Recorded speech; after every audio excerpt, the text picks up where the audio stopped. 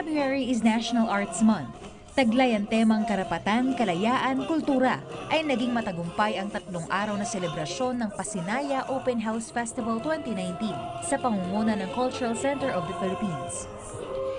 Mas maraming aktibidad ang inihanda ngayong taon na naglalayong ipakita at ipagmalaki ang mayabong na kultura at sining na mayroon sa ating bansa, sa larangan man ng musika, pelikula, sayaw at panitikan. Bawat Pilipino ay may karapatan upang ipahayag yung kanilang pinakamalikhaing sarili o yung pinaka-creative selves.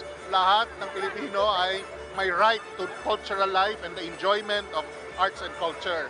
Kaya ang Pasinaya ay ganito. That's why sinasabi natin, see all you can, pay what you can, para sa lahat ang Pasinaya. At sana ay pagpatuloy ang diwang ito sa buong taon ng pag-celebrate ng 50th anniversary ng CCP, kung hindi man sa lahat ng mga palabas natin sa nadadating pa sa hinaharap. Sa aktibong partisipasyon at pagpapahalaga ng publiko, lalong-lalo na ang mga kabataan sa okasyong ito, ay makakatiyak tayo sa mas magandang landas na tatahakin ng ating arts and culture sa mga susunod na henerasyon at panahon.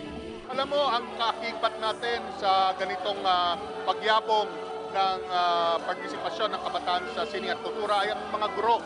Kaya talagang yung mga guro ay tinututukan natin. Ang guro yung ating partner dahil dinadala nila mismo sa umpisa sa mga silid-aralan yung tinatanim nila, yung tinatawag natin na appreciation for the art.